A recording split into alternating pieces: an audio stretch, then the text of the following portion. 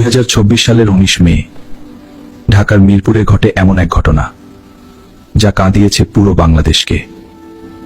তাড়াতাড়ি কর মা, স্কুলে দেরি হয়ে যাবে।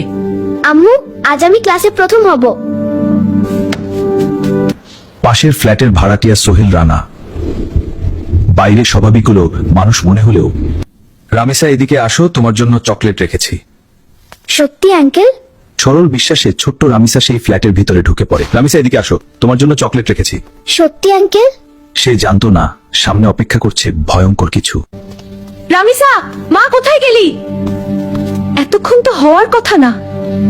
দরজার সামনে মেয়ের জুতা দেখে মায়ের বুক হঠাৎ কেঁপে উঠে, তার মনে ভয় ঢুকে যায়।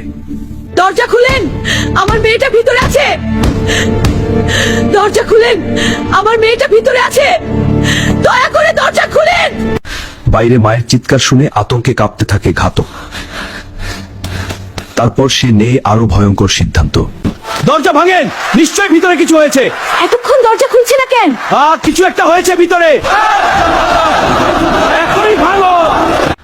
বাইরে মানুষের চিৎকার বাড়তেই থাকে, আর ভিতরে আতঙ্কে নিজের অপরাধ লুকানোর চেষ্টা করতে থাকে ঘাতক।